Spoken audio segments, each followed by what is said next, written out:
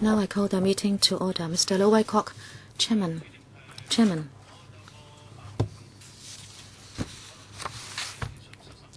I don't know whether I should make a declaration, but let me mention that here.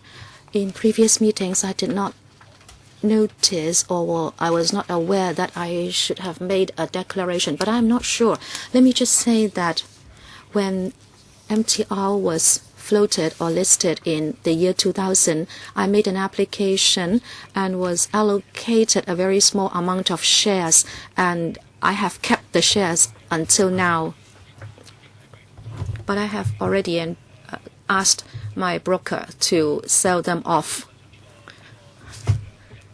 I hope the transfer can be completed within a day or two, but later when we draft our report and maybe there is a need for voting, even if I don't think that is any kind of personal interest, because that is actually the interest of many small shareholders in Hong Kong. But in order to avoid any controversy, I think I should ask my broker to sell the shares off. Please record that, Secretariat. Yes. Sorry, the speaker did not come through. Any other declarations, please?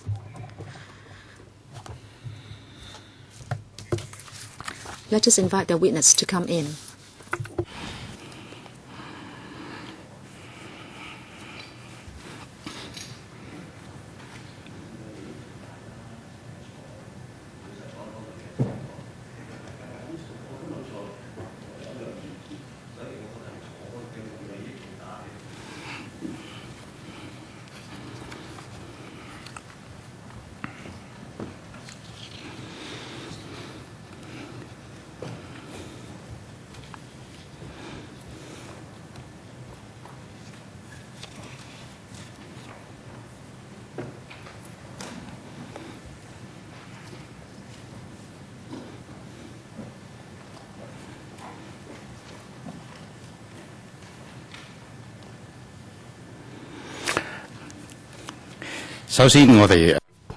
First, I'd like to welcome everybody attending the Select Committee to inquire into the background of and reasons for the delay of the construction of the Hong Kong section of the XRL. This is the 11th hearing. The witness today is Mr. Anthony Chung, the Secretary for Transport and Housing. The Select Committee has agreed that Mr. Chung can be accompanied by some people at this hearing, and today he is accompanied by PAS Transport 3 of TH Bureau, Ms. Wong Ming Wai, and also Assistant Legal Advisor Works from the Development Bureau, Ms. Lee Suk Ping. Members, these people accompanying Professor Anthony Chung do not enjoy the right of audience at the Select Committee. I'd like to take the opportunity to remind the witness that we have not been empowered to exercise Section 9(1) of the Legislative Council Powers and Privileges Ordinance, Cap 382, so the witness is not protected by that ordinance.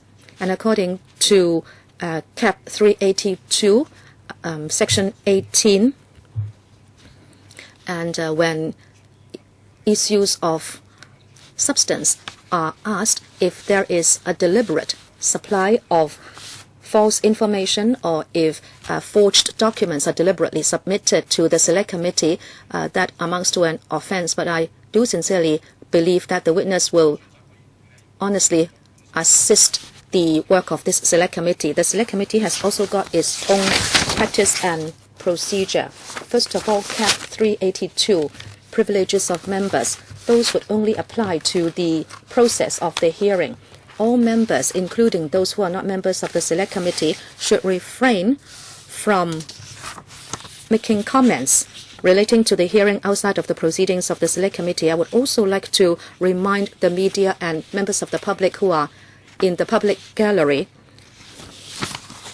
disclosure of the information heard at this hearing would not be covered or protected by Cap 382, and you should consult your own legal advisor for your legal responsibility.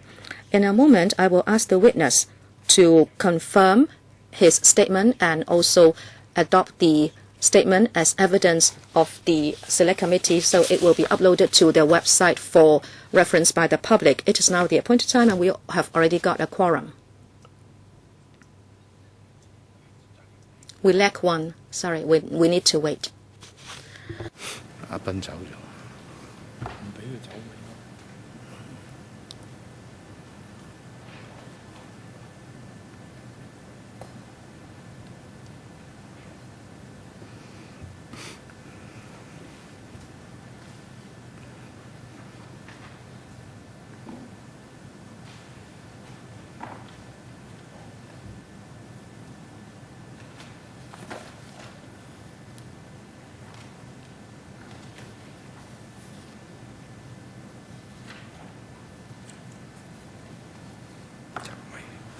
爭一個，係，OK。而家我哋夠鐘亦都有足。It is the appointed time, and we have also got a quorum. I will call the hearing to order. Professor Anthony Chung, on the 8th of December, you submitted a written statement to the Secretariat in both English and Chinese, and that is paper W16(C). Professor Chung, do you now present the witness statement as evidence? Yes, I do, Chairman. In order to facilitate the public and the media in the public gallery, I will now respond to their request and now make public your statement. Would you like to add anything to the statement you have submitted? I would like to make an oral statement later on. Okay, can you now start, please, with your oral statement?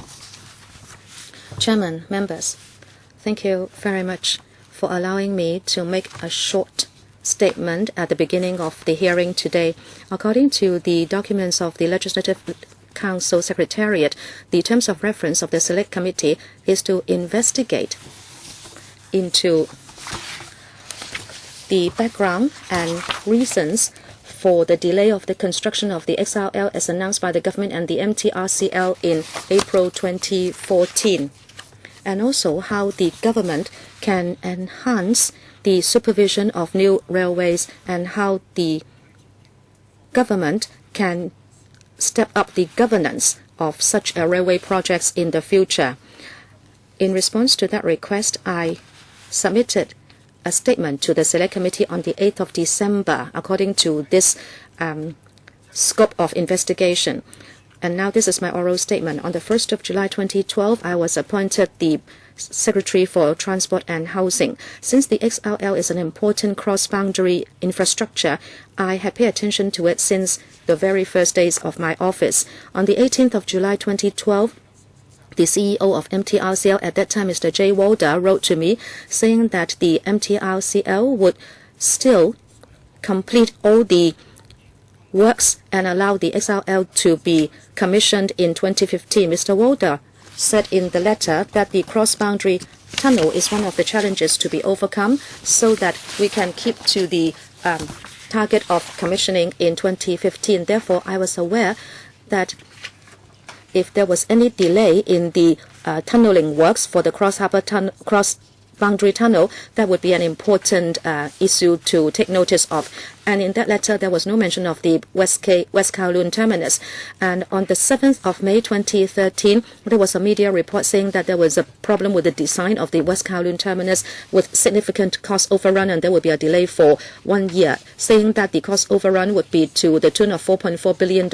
According to the information supplied by the MTR at that time, we responded to the media saying that the target commissioning date would still be 2015. But since there was so much attention aroused, I thought we could not just state the facts like that. And in fact, we had to seek more information from the Highways Department and the MTRCL. The Bureau and the Highways Department requested the MTRCL to look at the latest situation. And on the 24th of May 2013, when there was the Subcommittee Railways meeting, we should make a report on the claimed delay and compensation situation. I also decided that I would attend that meeting together with the Director of Highways. On the next day, the 8th of May, the MTRCL reported to the Highways Department the progress of the works, pointing out that the tunnel between the boundary to Maipo, that is contract 826, and also the contract covering the West Kowloon terminus, there would be delay in these two contracts, saying that there would also be consequential delay to track-related works. Since the MTRCL guaranteed to the government that the commissioning date would still be 2015, and according to the professional views of the Highways Department, I said in the Railways Subcommittee meeting held on the 24th of May 2013 that it is not very strange for a particular section of the works to be delayed. And actually, West Kowloon terminus is a terminus that is built 26 meters below ground, and the works are very complicated and would require very careful coordination of all parties, and that the MTRCL and the contractor would together make feasible work procedures in order to recover the time lost so that the completion date will not be affected. After that meeting, the Highways Department continued to remind MTRCL that if the delay would mean that the entire project cannot be completed by the target date of 2015, then an early report must be made to the Highways Department. The MTRCL promised that they would do so and said that they would continue to carefully monitor the situation. The Bureau and the Highways Department did not underestimate the risk for delay of the project resulting from the cross-boundary tunnel and West Kowloon terminus delays. Mr. Chairman, in the statement submitted to the Select Committee, I had already given a very detailed account on the relevant discussion between government and the MTRCL before a report was made to the Subcommittee on Railways on the 22nd of November 2013, and I would not repeat the details. I'd like to just point out that on the 20th of November 2013, the Highways Director gave a report to me saying that because there was delay with regard to contract 826 and also the West Kowloon terminus, the completion date of 2015 for the XRL Hong Kong section might be affected. Since there is controversy attending the XRL Hong Kong section, I was of the view that if the target completion date of 2015 could not be achieved, the government should be honest and give an account. Because of the assessment of the progress of works at that time, I intended that on the 22nd of November 2013, when there was the Railway Subcommittee meeting, the Bureau would state that the possibility of the XRL coming into operation after 2015 should be stated, and would also have to give an account of the possible difficulties. On the 21st of November 2013, Mr. J. Walder called me and expressed his disagreement with the RSC on 22nd of November that there would be a postponement in completion date by 2015. I told him that my decision had considered his project director, Mr. Zhao Daichong, and on the progress. Mr. J. Walder had consulted his project director and once again had called me and emphasized that all necessary works could still be completed such that the XRR could be completed by the end of 2015. So I did not want to take this lightly. So I had instructed Mr. Lai Yidak, the Permanent Secretary, on that day, on the 21st of November 2013, to conduct an urgent meeting with the MTRC. And in that meeting, the government had two prime considerations. The first, completion date by 2015 was an important policy and planning goal. We should strive to do our best to achieve that goal. But if because of various engineering constraints that could not be overcome and the completion date would have to be postponed, then we needed to notify LegCo and the public as soon as possible. Second, the MTRC CEO and project director at that meeting had stated on numerous occasions that they were confident that they could complete the project by 2015. And they had expressed in the meeting that if the completion date would be postponed, then the MTRC would not be able to persuade its contractors to complete the project. Then they wouldn't be able to meet the 2015 target date. The government representative at the time said that it was not totally unreasonable. The Highways Department and his colleagues, they could not rule out the possibility of completion by 2015. The MTRCL had asked for an extra 6 months to assess the delay recovery measures, and ultimately at the meeting we decided to give them the benefit of the doubt. The government had required the MTRCL to provide a clear timetable indicating how they could achieve completion date by 2015. The focus of the meeting at that day has been detailed in the minutes of the meeting of the RSC on 15th of May 2014, and that is included in Annex 2 of my witness statement. And we also have a letter dated 18th of February 2015, which includes that information.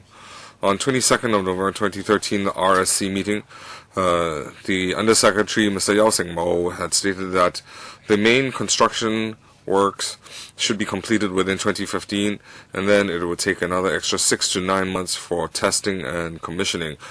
And then after approval, they could the project could commence.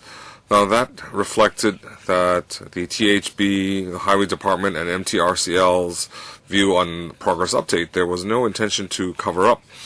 Now, if the government had already determined that it could not be completed by 2015, then our representation would be totally different. The meeting on the 22nd November 2013, after that meeting, the Highways Department had continuously expressed to the MTRCL that they were concerned with the postponement of the project, and they had required MTRCL to provide delay recovery mechanism information. The THB had continued to maintain contact with the Highways Department to monitor the progress of the XRL, but during this period all the way up to April 2014, whenever the THB and Highway Department inquired the MTRCL repeatedly maintained the goal of goal completion date would be end of 2015. On 12th of April, a Saturday of 2014, I was overseas and I had received a phone call from the ex-CEO, Mr. J. Walder, and I was told that the XRL would only be completed by the end of 2016, and it would only be commissioned by 2017, but further details still had to be confirmed. So I was shocked by MTRCL's news, because on the 21st of November meeting in 2013, approximately 5 months ago, MTRCL had still forecast a completion date by 2015, and subsequently repeatedly insisted that their target completion date would be the end of 2015, but now they would postpone it by some 2 years. The XRL is the first time a rail project has been promoted under the concession arrangement. That is, the government would foot the bill, MTRC would be responsible for design and building, and they would have the service concession to operate the railway. The experience has highlighted problems of the concession agreement, and it is a painful lesson. Last year, the government appointed an independent board to conduct a comprehensive review, and at the beginning of this year, that is 30th of January, the independent board committee report was published, and a series of suggestions and future monitoring verification procedures were submitted.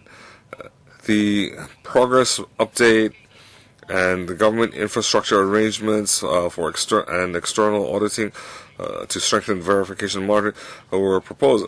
So we have taken the regular reporting to the Railway Subcommittee from every 6 months to every quarter, and we have included the M&V consultant's report.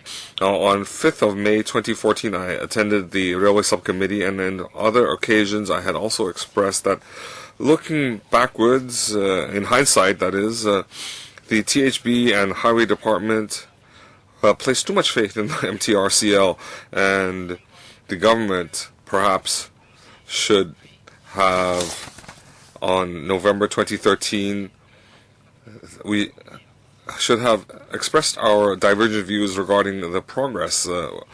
And as I had spoken in the RSC meeting on 19th of May 2014, as Secretary, I have been respectful of the procedures, and I have acted in a professional manner. I had relied on professional judgment, and I would never let politics override professionalism. Now, there are some queries in society that the government did not exert its full influence. Now, I need to point out that the MTRCL, as the entrusted party, they have the ultimate responsibility. They are the project controller. Now, as early as 2008, Lloyd's, Railway Asia were appointed as a consultant, and they had implemented a check-the-checker methodology to verify MTRCL whether they had complied with the relevant engineering, monitoring, and verification works. The Highways Department, in verifying engineering progress and expenditure, they had to rely on the information provided by MTRCL. In hindsight, there have been some deficiencies.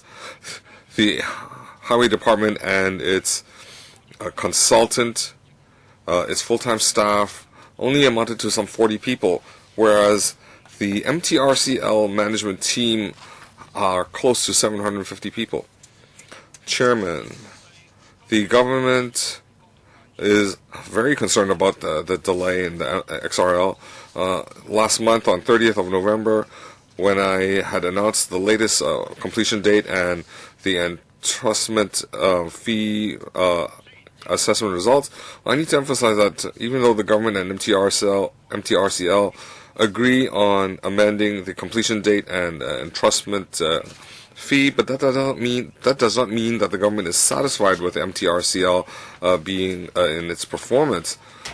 The government has already appointed, retained a senior counsel, and has required the MTRCL to explain its role and responsibility as a project controller. So the government retains its right to make any claims against the MTRCL. Chairman, in previous select committee inquiries, members had asked to look into the entrustment agreement between the Hong Kong government and MTRCL. I understand that members are very concerned about the contents of this agreement, but the agreement contains commercially sensitive information, so the government, being a party to this agreement, has to be very cautious. It cannot be disclosed easily. But I will seriously consider members' requests, and we will notify members after we have reached a negotiation with the MTRCL regarding disclosure of the entrusted agreement. So, Secretary, are you submitting this as evidence, as part of the evidence? Yes. Well, I'd like to remind members that according to the Select Committee, Clause 15 of its ambit, in the public inquiry, members should only ask questions in order to confirm the investigation, and these should only be related to the facts of the investigation. So members in this inquiry, they should not make their own submissions or air their views.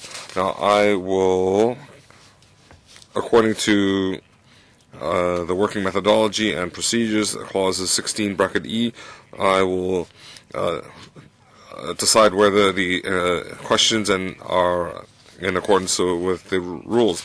Now, according to 16F, members can ask for a brief follow-up and clarify the answers. Now, as chairman, I can decide whether this is a follow-up question and whether it should be permitted and whether members should ask that question in the first place. Now, in addition, every member has a question time of some 10 minutes, including the witness's response. So today's inquiry, first of all, I'd like to ask Professor a first question. Professor Chung, according to your witness statement, paragraph 17, you have been appointed as Secretary for THB since July 2012. So your current job description includes to set policy objectives and goals and develop, formulate, and shape policies on land and waterborne transport, air services, port and maritime services, logistics, development, and housing. So I'd like you to briefly tell the inquiry over the last 3 odd years regarding the MTRC XRLL project. What was your participation? Well, Chairman, regarding the XRL, ever since I took up the job in July 2012, I knew that it was a controversial project, and at the time I thought the controversy would lie in how we could have a co-border arrangements. So the focus was there. But as I said in my oral submission in July 2012, I received the then CEO Jay Walder's email. He had mentioned that the cross-border tunnel had run into some difficulties. So at the end of 2012 and beginning of October 2013, I had the opportunity to visit Beijing, and I took the opportunity and at the end of 2012 to meet with the Railway Ministry, and on October 2013 I met with the Railway Ministry counterpart. I had expressed that Hong Kong was concerned with the progress of the cross-border tunnel because the delay in Shenzhen, when the works straddled Shenzhen, there was a delay. And then in 2014, when there was disclosure of delay, still at that time we did not know that the West Kowloon terminus was also a serious problem. Well, judging from your witness statement, it was actually before April last year you thought that there was the biggest problem with the cross-boundary tunnel, and you did not pay too much attention to the delay at West Kowloon terminus. Am I right in saying that? Well, generally speaking, I should say by October 2013, my staff knew that the MTRCL mentioned whether at West Kowloon terminus there could be a partial opening option. And at that time, there was mention of challenges regarding the West Kowloon terminus. In May 2013, when there was a media report about West Kowloon terminus, as I said in my oral statement, I came to know that that would require our special attention. But at that time, the message we got was that the West Kowloon terminus was so deep underground, and if there was a challenge, that was in a way already foreseen. We expected problems, and there would be delay recovery measures that the MTRCL would discuss with the contractor and implement. That is why from the angle of the Bureau, we were thinking whether there could be commissioning in 2015, and we thought that the biggest challenge would come from the cross-boundary tunneling works. Thank you. I'd like to ask another question. Secretary, please clarify for us. And this is in relation to whether the MTRCL did anything with the project master's plan. According to para 3.22 of the IEP report, it said that it was found that the MTRCL did not exactly look at the delays of various works items, and because of a lack of project master plan, they could not come to grips with the overall commissioning date.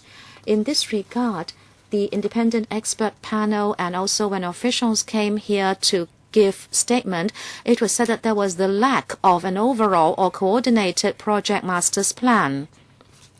But when the MTRCL witnesses came, they denied it. They said that was the only thing. They would not agree with the IEP report. So I'd like to really ask you for a clear answer, Secretary. In your view, whether the MTRCL had a coordinated project master's plan before April 2014? If yes, did you look at it, and when did you look at it? I know that the MTRCL had a master plan, but I don't think that was what was in the mind of the IEP, and that is a kind of strategic paper. The IEP mentioned a master strategy delivery statement, so it was more focusing on delivery, and therefore it asked for clearer delineations and quantifiable targets, etc. The IEP was thinking of a plan that was different from the planning document in the mind of the MTRCL. Okay, I also have another question. You have also already said that according to the Lloyd's recommendation, the government's role is to check the checker. That was the approach of the government. But in fact, do you agree that the participation of the government should not just be to check the checker? Because in the end, the railway belongs to the government. The government holds the public railway on behalf of the public. How should I put it?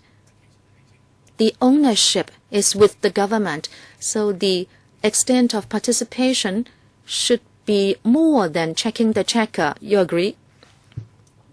Chairman, let me answer in two aspects. At the beginning, when Lloyd's, as the government's consultant, recommended to the Highways Department that a check-the-checker role should be adopted, it had basic considerations. Number one, it was of the view, given the track record of the MTRCL in rolling out works, the MTRCL was able to complete on schedule, and it was good in cost management and control. And it was of the view that the MTRCL's project management system was similar to that of government. In order to avoid duplication of supervision resources, it was of the view that the Highways Department could represent the government, who is the owner of the project. It was of the view that there could be a kind of indirect supervision, meaning checking the checker. That is why the Highways Department, in supervising the railway project, including the M&V consultant, they did not have a big team, as I said in my oral statement. So since the MTRCL had a good project management and supervision system, and it was time-honored, that was the basis for formulating the relevant regulations, and that was also the basis of the entrustment agreement. Secondly, I have also read the report of the independent expert panel and its recommendations. it was of the view that we might have to review such entrustment projects. And what structure should the government adopt for supervision? The IEP also pointed out that given the present arrangements under the entrustment agreement, it was difficult for the Highways Department to intervene into specific project contracts. Well, I'm just thinking, if I want to build a house, I entrust Mr. Tony Chair, who is the surveyor, to supervise the project. Since I don't have time, that I expect him to supervise the contractor. So I shouldn't only look at whether Tony Chair discharges his responsibility, because finally the house is mine, and I should be worried about whether it is well built. So my role is not just to make sure Mr. Tony Chair discharges his responsibility, but the entire project itself. You get what I mean? Because I have the ownership. Indeed, the ownership rests with the government. The government has a stake in it. In hindsight, we might need to be more positive or aggressive in our role, but it was because the Highways Department adopted the role of check the checker, and perhaps the Highways Department was not able to play a bigger role as a result. Next member, Dr. Lo Wai Kwok. Thank you, Chairman. According to the IEP report Annex 3, paras 233 to 239, it pointed out that in April 2009, the MTRCL expected the project costs to be $94.7 billion, and then it was reduced to $73.9 billion because certain items were deleted, one of which was the tunnel boring machines would be reduced from 9 to 6. And after many rounds of discussion, the final application to LegCo was $66.8 billion. But to recover delay, in contract 823A, there was another TBM added as mitigation so as to recover the delay. I'd like to ask this question.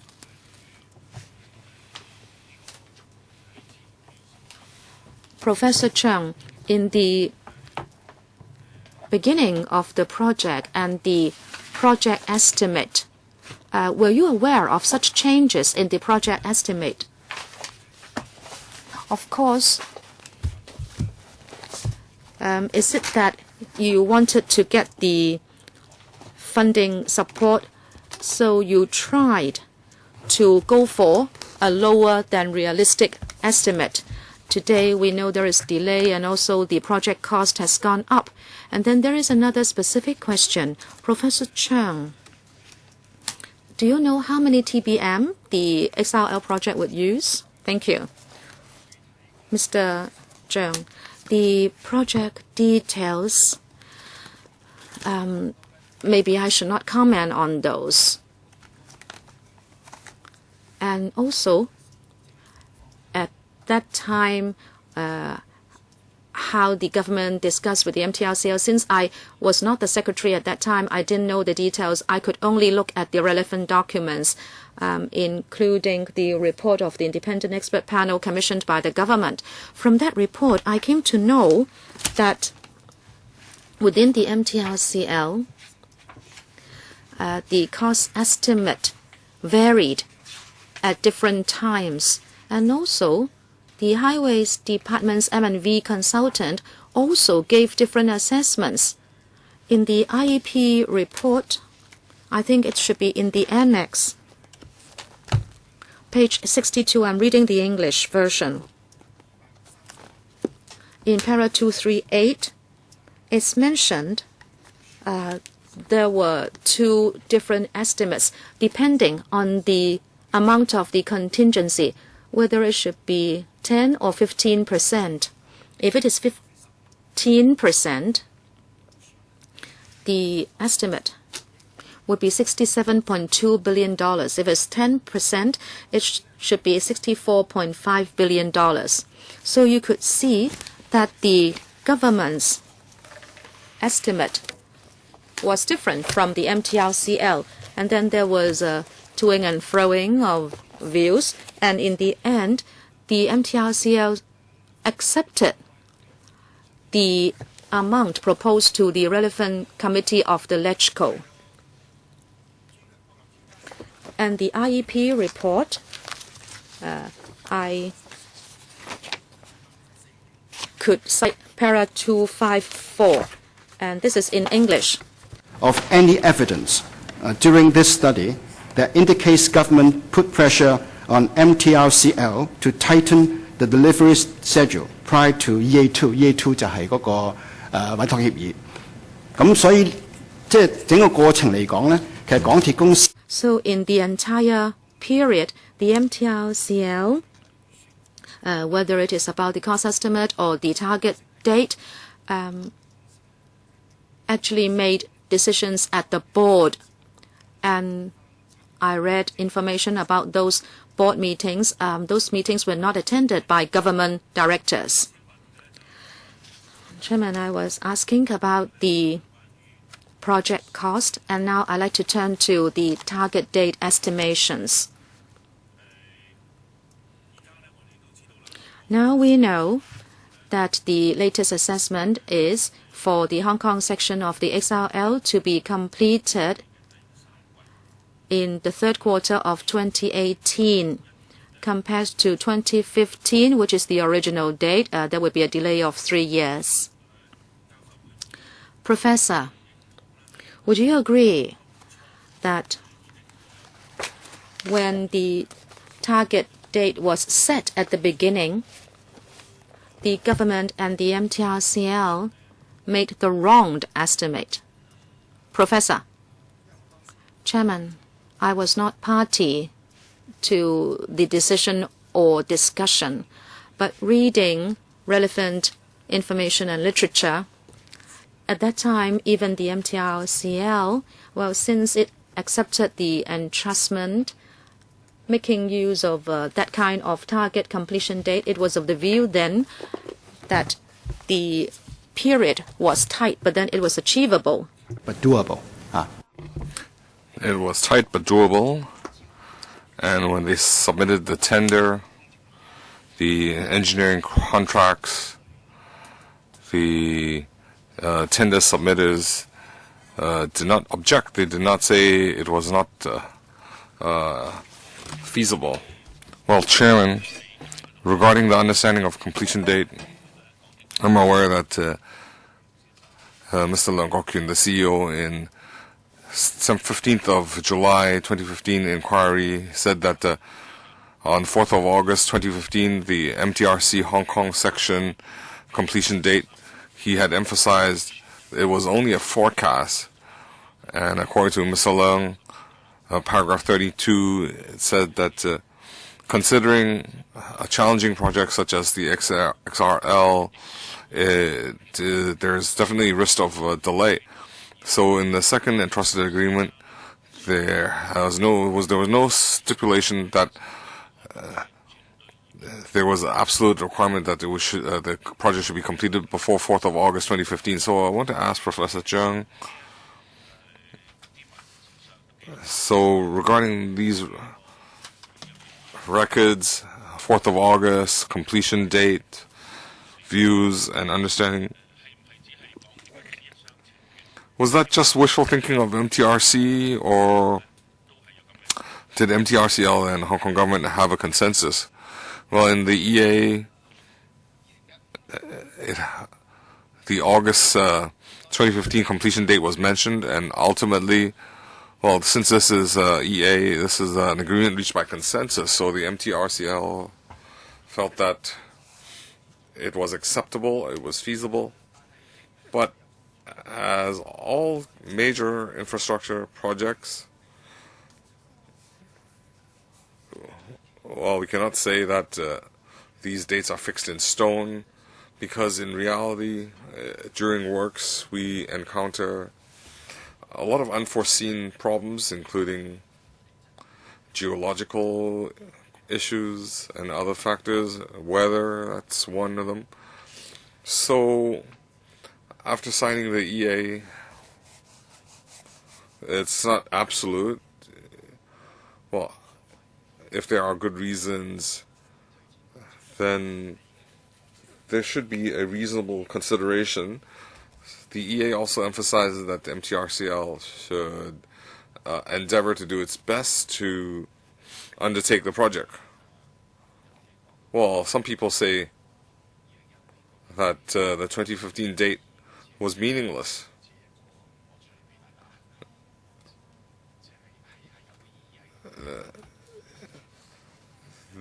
The meaning was just to try to endeavor to do their best to complete it before the date. Well, there is a meaning to the date. Both parties had conducted an assessment regarding expenditure and time.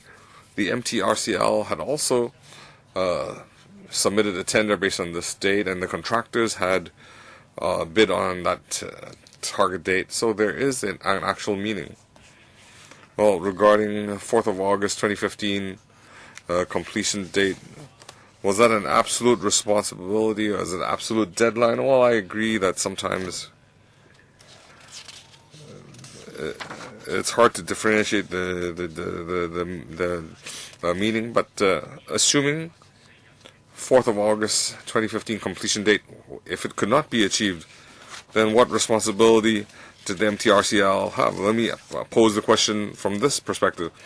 If the completion date could not be met, then according to the EA, what consequences would the MTRCL face? Well, the government had stated in the past that the government will follow up and would enforce the conditions of the EA. We have to see if MTRCL had endeavored to do its best, including the construction date, the cost control, and so on. Well, but pardon me for not being able to disclose more. It doesn't mean that there was a date in the EA and it could be ignored. No, there is a meaning to the date. Well, I'd also like to ask the preliminary works. Well, similar questions I have put to the different witnesses, and I think it's important because the IBC in the director's report in paragraph 3.12, 3.13, they have pointed out that projects similar to the XRL, the preliminary works are shorter than usual. So, from the policy agreement to the signing of the second EA, only 21 months had transpired. It is much lower than the average international practice of 37 months.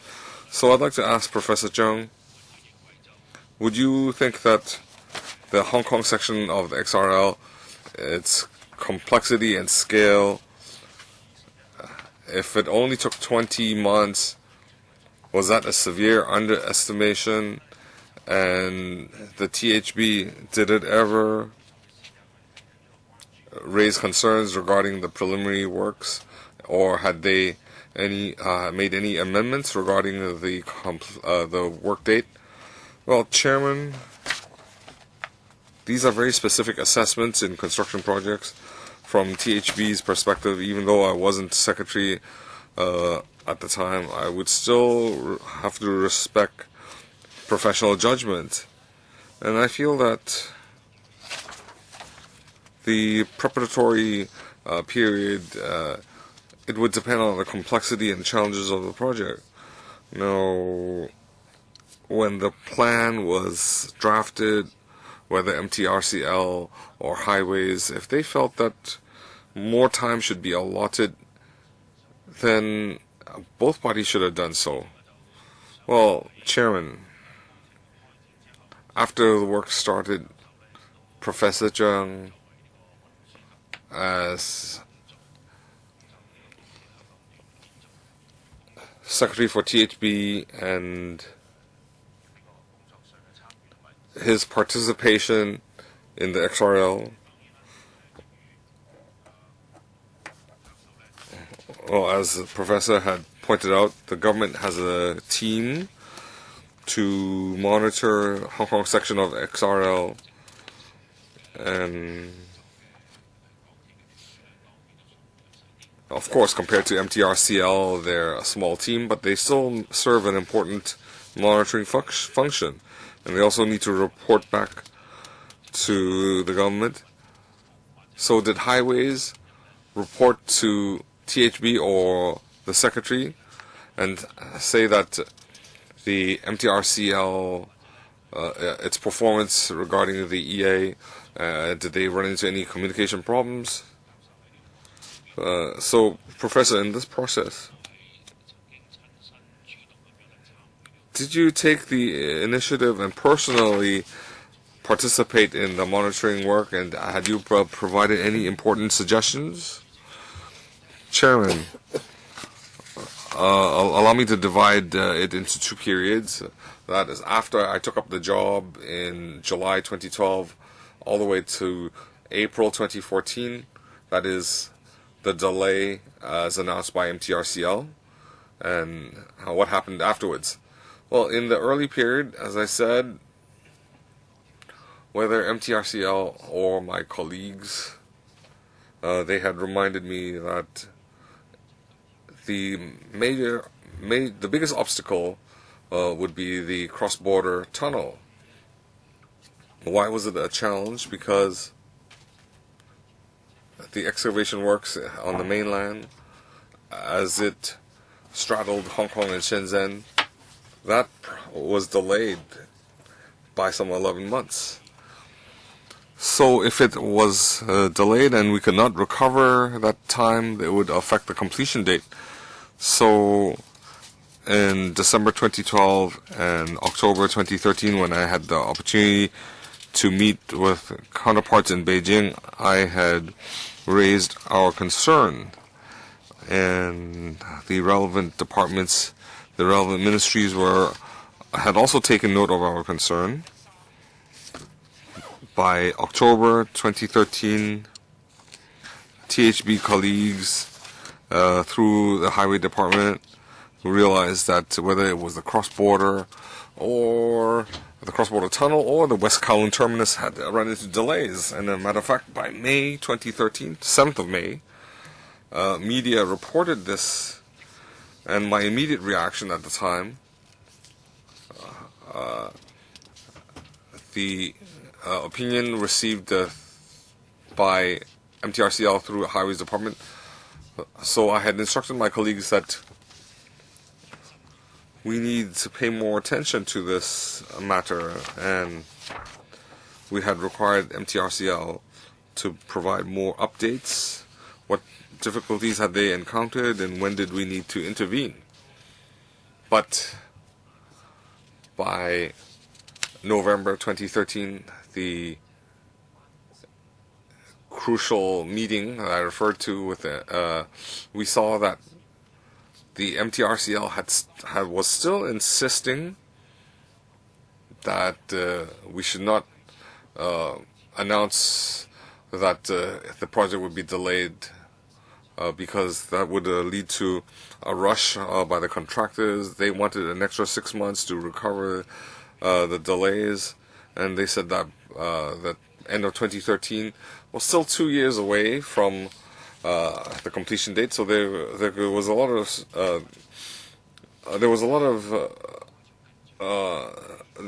things that they could still recover, and we agreed to give them extra few months. And I personally, in the past, whenever every month the Highways Department would convene a head of department meeting. So the senior officials and I convened a meeting. So in that meeting, all the highways work would be reported, including important engineering works. So after April 2014, aside from the monthly meetings, I had convened another special meeting to deal with all important infrastructure, whether it be railway or highway. And I requested Highways Department to come up with a quantized risk assessment, including giving us red amber alerts. So if you had attended the RSC, you would be aware that in the latter half of 2014, all the RSC reports had two items. We had the MTRCL report and a report from the THB and highways. Okay, I'll stop there. Well, Chairman, Professor Zheng, in paragraph 18 of his witness statement, said that the funding had been very controversial, so he was mindful of the need to keep the project on schedule and within budget since he assumed office. So the professor also mentioned his methodology. So Professor Zheng took up the job on July 2012, and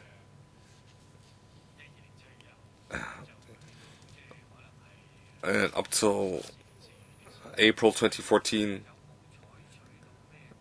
did you take specific measures such that you could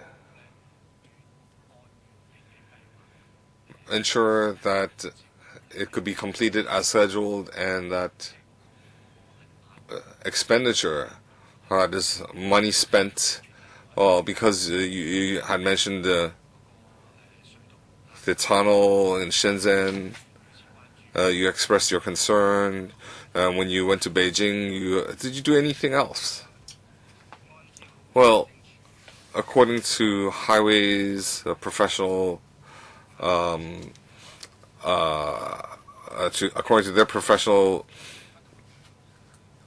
view, the large projects might have some delays in the different contracts.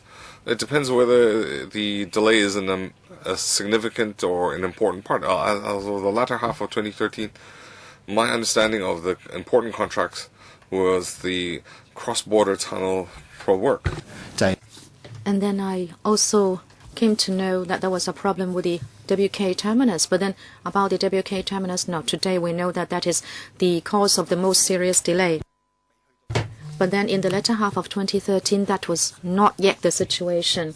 You can imagine in November, on the 22nd of November 2013, before the meeting of the RSC, that is the night before the meeting, that is when the THB had an urgent meeting with the MTRCL. That was on the 21st evening.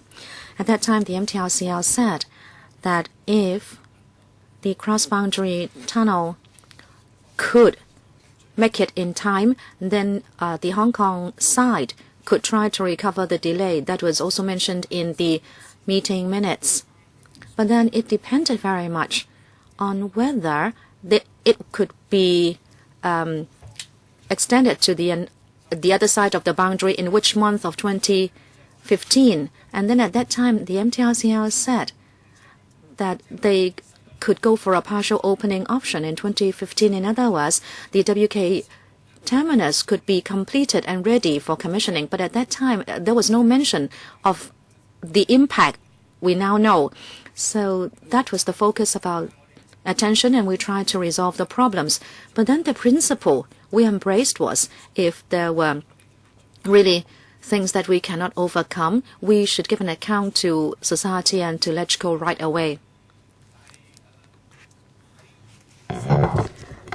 At the meeting in November 2013, when the MTRCL said that if at that time we would already say there would be delay and the commissioning date should be changed, it said that it would not be able to put pressure on the contractor to complete the works.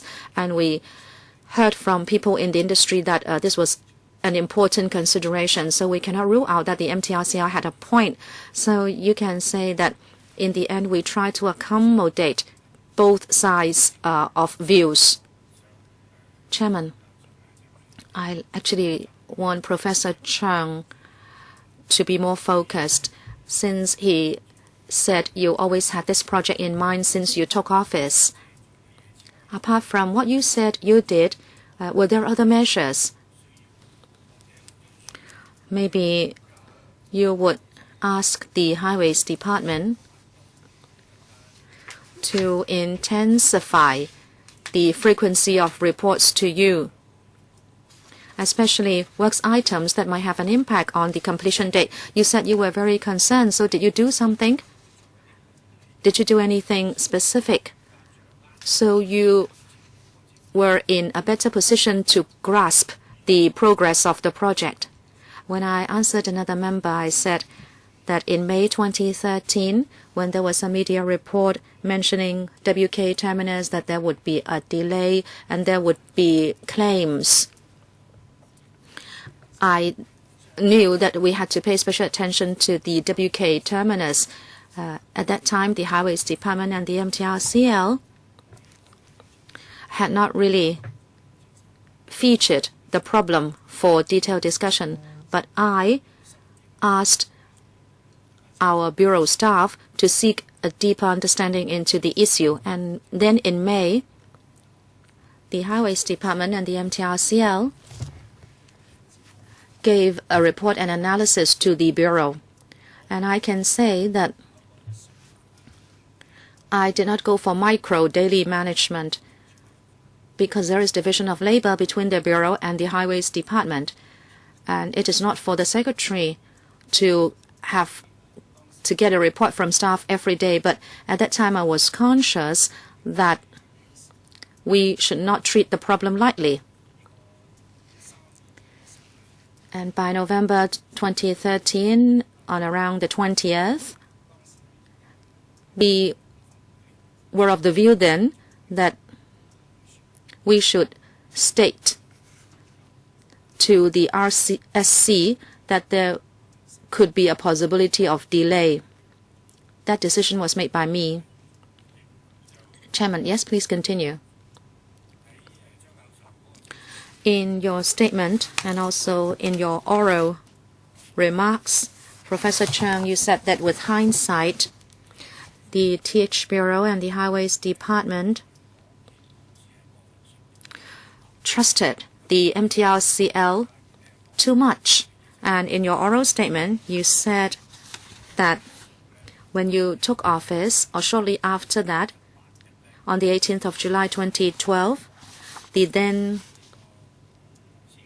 CEO of MTRCL, Mr. J. Walder, gave you a letter saying that according to schedule, the MTRCL would complete all works by 2015, so the commissioning date could be kept.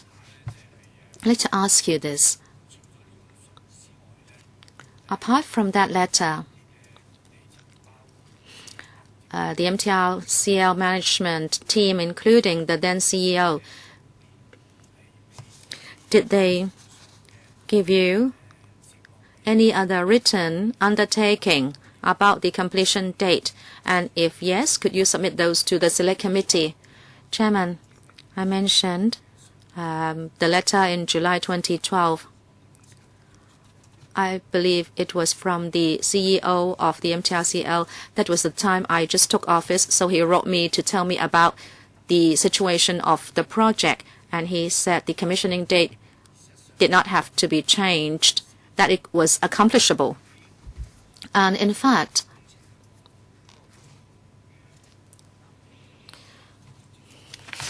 the Director of Highways headed the Project Supervision Committee, and as you know, I'm also a director on the board of the MTRCL. Actually, every time until April 2014, every time a reply was given, they said that it was on time and within budget. So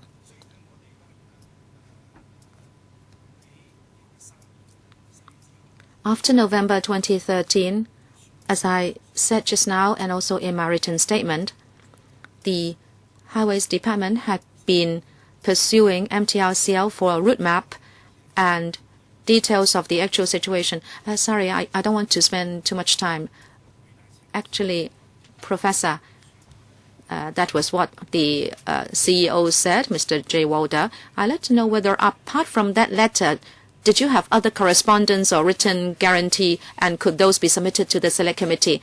Chairman, I could only say that every time the MTRCL had a meeting with the Highways Department, when it was asked about this matter, it still said that they would keep to the completion date of 2015. Is it that apart from that letter, there was nothing written?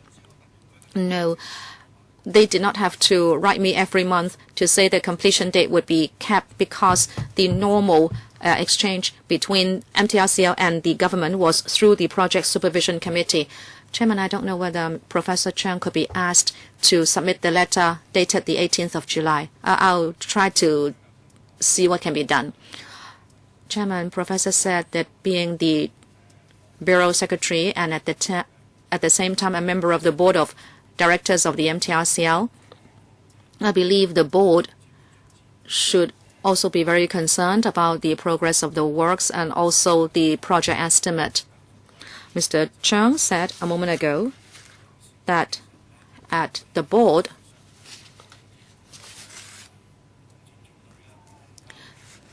I believe the MTR project team should report progress, the actual progress, and also the scheduled completion date. After you have assumed office until the end of 2013, what we knew was that the delay was getting longer and longer. And you said, Professor, I'd like to ask you this. At the board meetings, when you had the chance to read progress reports, did you have information consistent with what the Highways Department reported to you? And from your memory,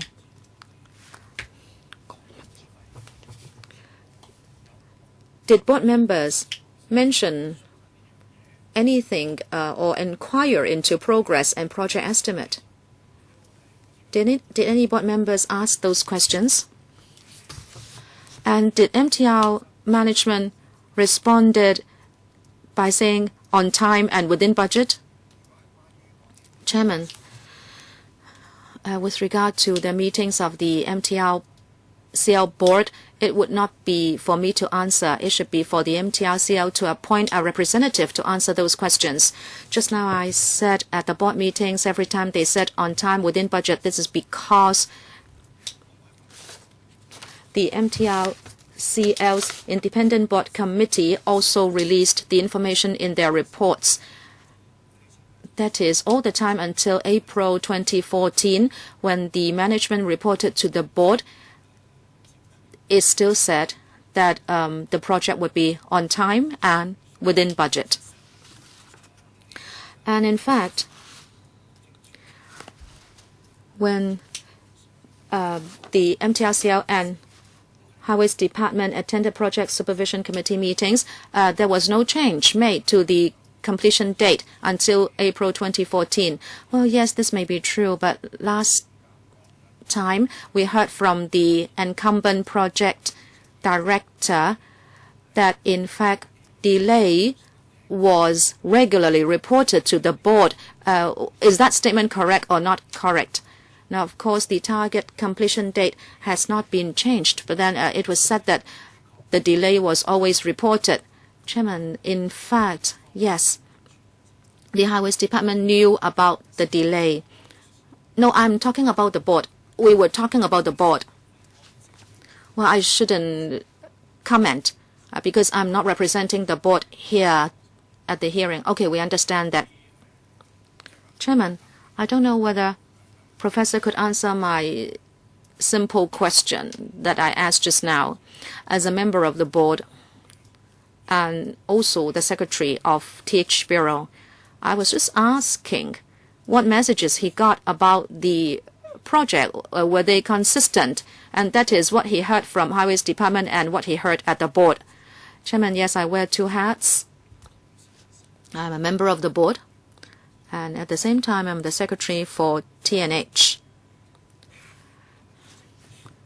The MTRCL has entered into a contract with the government, and the parties have well-established channels for communication, and it is the Project Supervision Committee for this project that is headed by the Highways Director. Well, Chairman, if he could not answer the question, or if it was not convenient for him to answer the question, I'd like to ask you about your understanding of the issue. I don't know whether you can separate your two roles, that you got information from the board and then you also got information from the Highways Department. I was just asking whether those information was consistent. I thought I answered you. I said at the board, I got the message that it would be on time and within budget.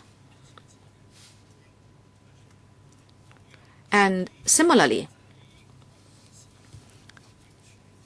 at the meetings between MTRCL and the Highways Department, there was no mention of delay or cost overrun. And it was in November 2013. We thought that there was a big challenge, but at that time, the MTRCL still maintained that it could be completed and commissioned within 2015. But they also proposed partial openings, so were they contradictory? At that time, at the meeting, there was no detailed discussion about this one, because first, the government, well, I should put it this way, when in September 2013, when this was raised with the Director of Highways by the MTRCL, the Director asked for details. But at that time, no report was given to you. You got to know it only in November, correct? But the Director already asked. You would have to give us the details, he told MTRCL. And then at the meeting in November 2013, the point of concern was the cross-boundary tunnel, whether it could cross the boundary in time.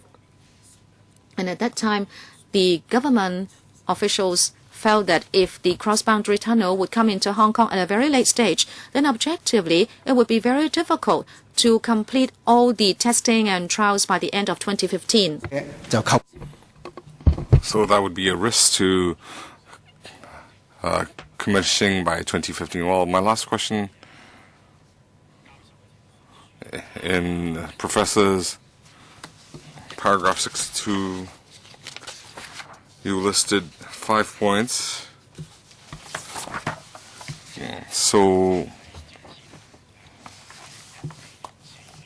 as of April 2014,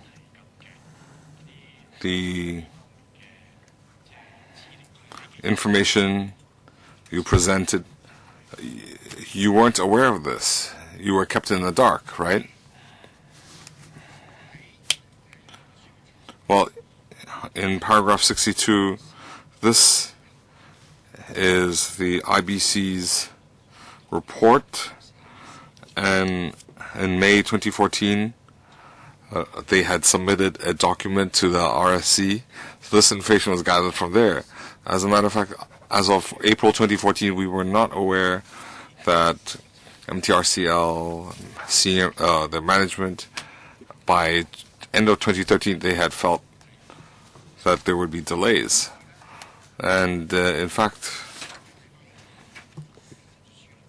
you can refer to paragraph 62, Roman 4, by December 2013, MTRCL management must have known clearly that West Kowloon Terminus could not open, even on a partial basis, until May 2016. Now, I'm quoting from the MTRCL report. So, Chairman, I want to clarify. He said, we did not know. So was it you did not... You knew that your colleagues, including Highways, nobody knew, not even Highways. You can say so definitely? Yes, I asked my colleagues. Did they know? Okay, thank you, Chairman. I have one follow-up. In November 2013, according to Jacob's report, there was almost a year's delay. I know you're not a professional engineer, so it had to be completed by August 2015. So how can they recover the progress from December 2013 to August 2015? Did you place your faith in MTRCL and highways, and you did not? Did you conduct an independent assessment? Well, THB colleagues, we're not professional engineers. We have to rely on highways and their consultants. So their role is to check the checker, and Jacob's reports, I don't receive them directly. It's submitted to Director of Highways. The Director of Highways will report to me regularly, and if there are individual items where they run into problems, they will raise that. Well, my attitude, as I said in the beginning, I respect their professional judgment. I understand there are different contracts and there might be delays.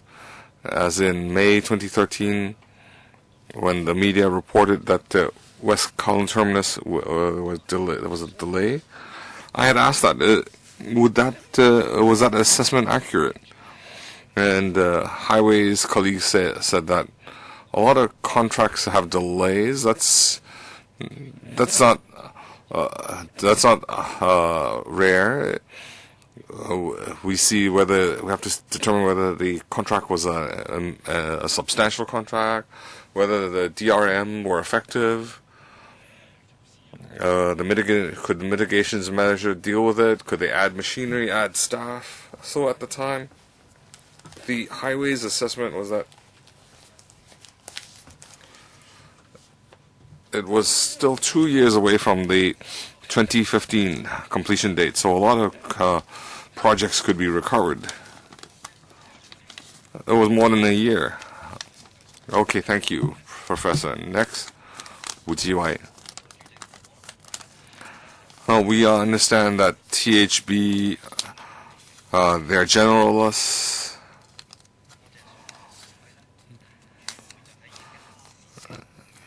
In May 2013, the media reported that XRL would run into delays. So whether it is 24th of May, 22nd of November, the Secretary could have garnered more information, but in the two meetings, the position was reiterated that the project could be completed on time and they would not go over budget. Well, so the professional views that highways provided, what were they specifically? And the Secretary, did you ever doubt this so-called professional judgment, that it might need further investigation, and should the highways be given new instructions to follow up? So did you conduct that sort of analysis, and did you give those kinds of instructions? On 7th May 2013, when media reported that West Kowloon Terminal was severely over budget, that the XRL would be delayed by a year, if I remember correctly, that morning I had made a response early in the morning because I was hosting an event and the media had cornered me, and I had consulted the highways department. The MTRCL had responded to highways, and the response was that the project could be completed on time and would not go over budget. But I just said, when I had expressed my response at the time, I was quoting MTRCL, but I had instructed my colleagues that we should not leave any stone unturned. So subsequently, the Highways and MTRCL had reported back to me, and I had asked the Director of Highways to provide a supplemental document on 24th of May to the RSC, because the agenda had included a half-yearly progress update. So I requested a supplemental document to respond to the media report. So you can say, at the time, I felt that that was something that we needed to take note. So, the Secretary, were you aware of this accumulated delay, that there was an 11-month delay? Was that something within your grasp? Well, according to the checklist, he's referring to Jacob's. I did not receive Jacob's report at the time. Well, Secretary, were you aware that in the XRL project, the accumulated delays, they were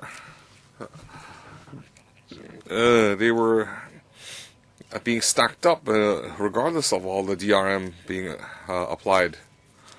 Well, the Highways meets with me regularly, and we get a description of the progress update. So the delays, I have a summary understanding, and I do ask Highways what are the consequences, but to answer Mr. Jie Wai-chun, Highways' initial assessment was that there's still time, and a lot of occasions these delays can be recovered. So in October 2013, THB colleagues started to feel the accumulated delays, especially the cross-border tunnel delay, raised concerns. It might affect the completion date, because even if you can complete, you still need to test and commission. It takes 6 to 9 months. So at the time, I met with my colleagues and I made a decision. I said I decided that we should disclose this risk to LegCo. So, Secretary, you're saying that you were never concerned that there were delays and it would go over budget until 12th of April 2014, when you received notification from MTRCL that you finally found out that there was a delay, and you were shocked, because that is the feeling you expressed to the media. Is that what you mean? Well, I felt surprised, as I said in my speech. In November 2015, THB colleagues feel that the cross-border tunnel delay was a risk. And we had originally decided that in the November RSC we would disclose that. But in our meeting with the MTRCL and my permanent secretary and so on, my team felt that the MTRCLs felt that we should not announce the delay. They should be given time to assess the project and recover lost time, and we agreed to do so. My decision was based on the colleagues in attendance, including my permanent secretary and my undersecretary, and discussions with the other party, and I made that decision. But I told the undersecretary that we need to, when we explain to the LegCo we should not say that we can complete by 2015. We said that it would be completed by 2015 and we need an extra 6-9 months of testing. Well, if you were so prepared, then when you responded to the media and allow me to continue. Why was I surprised in my opening speech when November 2013 MTRCL said that they could still recover lost time? And of course they said they asked for 6 months more for testing and recover for DRM. So by April 2014, they didn't say that it could not be completed, it would only be completed by 2016. They said it would take 2 years. They said 2016 was only completion and of works, and 2017 was operation date. So that was the shock. So, in other words, in your monitoring of the progress, you had never doubted that whether MTRCL could complete the project as pledged. Well, you can say that by October, November 2013, we felt we could not, the risk of not completing by end of 2015 had existed, and in the November RSC, we had explained our position as recorded. Me and my colleagues had a consideration that completion by 2015 was a risk. And that assessment, we do not anticipate that the delay would run into 2017. He didn't say whether it was the beginning or end of 2017. Well, he did not say so over the phone, but of course he did say so in the document to LegCo. Well, according to the EA, the completion date should be August 2015, not later. So, regardless of whether he said it should be another 6 and 9 months of testing or other changes, this has deviated from the timetable of the EA. So in that case, Secretary, you have never put that deadline as the top priority. Well, you cannot say so, because the EA said August 2015, that was the completion date.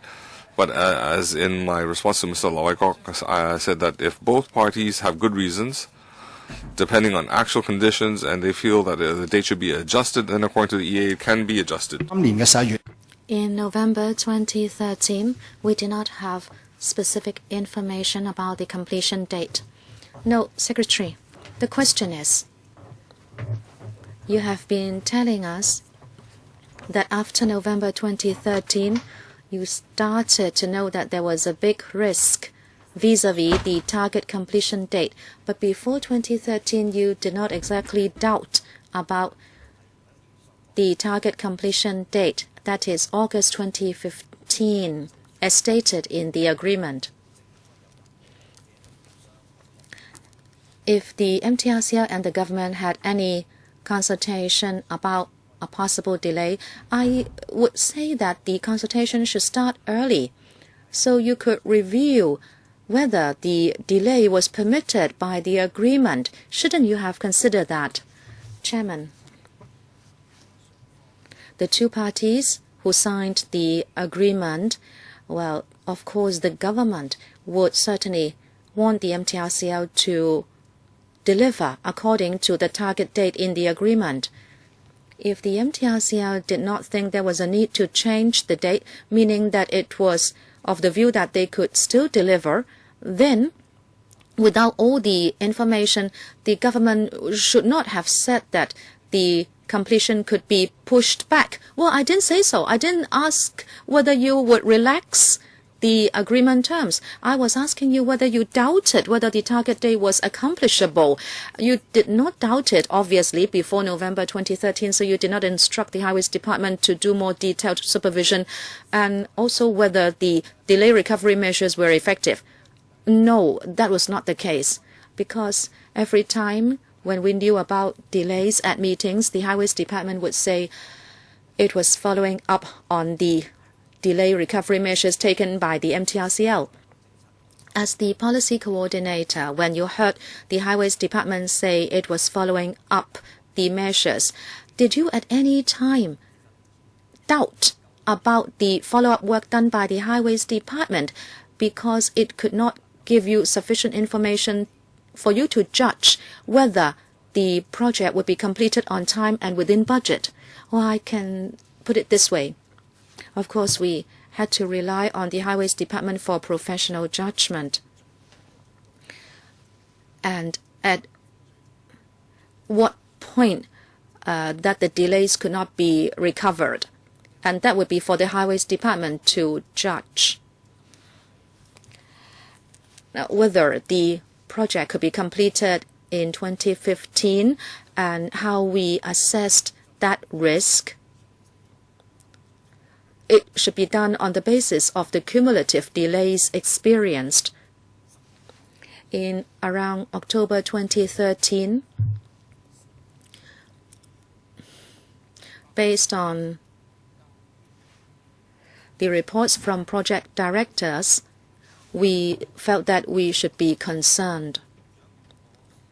Secretary, I understand, but would you think that the Highways Department did not do its job well, and that is in helping you make correct political decisions vis-à-vis the project dates and project delays?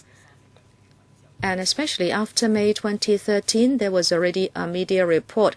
As an accountability official, you should know that that must have come from somewhere. So would you like to give an assessment on the Director of Highways in his supervision work and in his submission of information to the Bureau? And that is before November 2013, whether he gave you all the information so you could make your own judgment and assessment. Chairman, at that time, I had no reason to doubt the professional judgment and reports of the Director of Highways.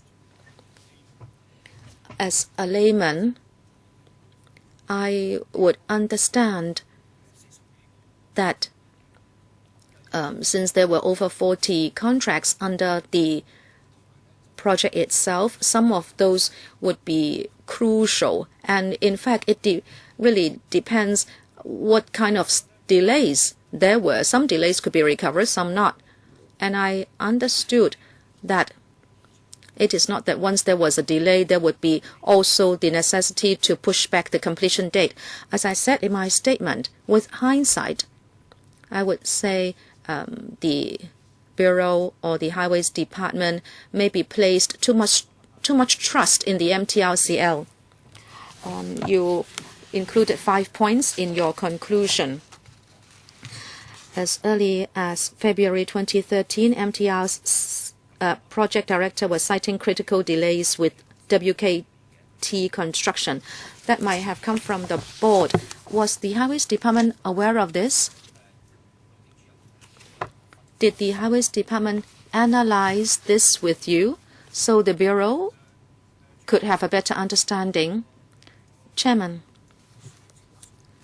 this is in para 62 Roman 1 of my written statement. I mentioned that in February 2013, MTRCL's projects director was citing critical delays with WKT construction. This is about early 2013. At least for me, at that time, the critical delays had to do with the cross-boundary tunnels, not the WKT. This is for me personally. It was only in May 2013 when there was a media report, as Mr. Wu Chi-wai was saying. I am aware that about the political side. Even if the media report might be a little exaggerated, I thought that we should pay attention to this, and I instructed my staff to seek some understanding into the issue. So do you mean, Mr. Secretary, in 62 bracket Roman 1, the critical delays, as you understood it, were about the cross-boundary tunnels and not the WKT construction? Because this is what you said in the paragraph. Chairman, well, in fact, I said that I came to know about this only later. I said that only from the IBC report in October 2014 that I came to know this. At that time, I did not know about it. What about the Highways Department? My understanding is that the Highways Department did not know about this serious delay. So the Highways Department only knew about critical delays with regard to the cross-boundary tunnels. Okay, Chairman, I still like to ask about another point. 62 Roman 3. You talk about the PSC chaired by the Highways Department was not being given by MTRCL an accurate picture of the prognosis for the project. I understand this is an observation of the experts. My question is, the Director of Highways chairs the PSC, but still he was not given an accurate picture of the prognosis for the project. Do you think that was a negligence of duty on the part of the director?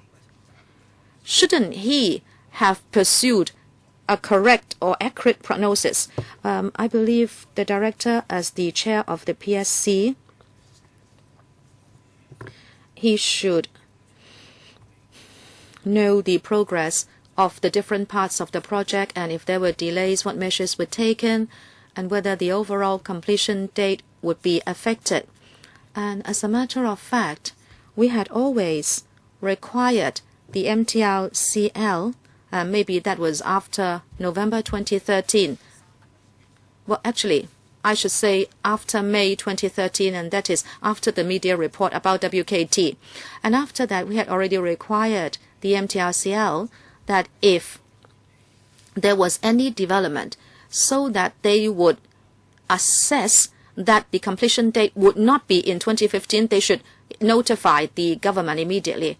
Chairman, can I follow up? The Director of Highways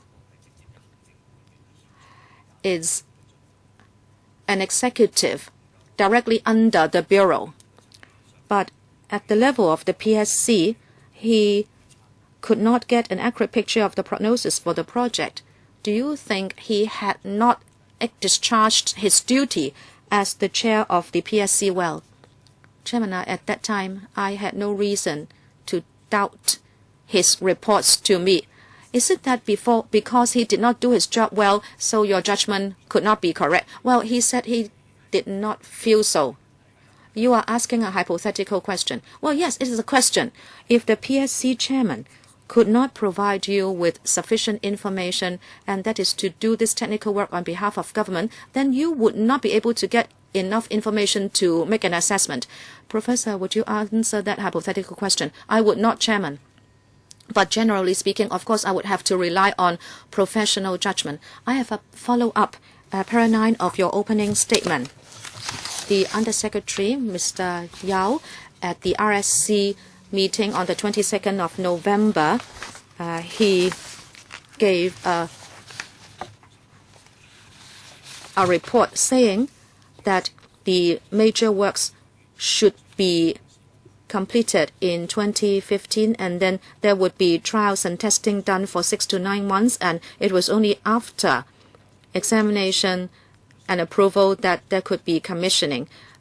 Professor, do you mean that the major works would in fact cover the entire project? Does it mean that way? Well, yes, the major works cited here would mean the works that would allow the XRL to be commissioned. Okay, now let's take a break of 10 minutes, and then we'll resume.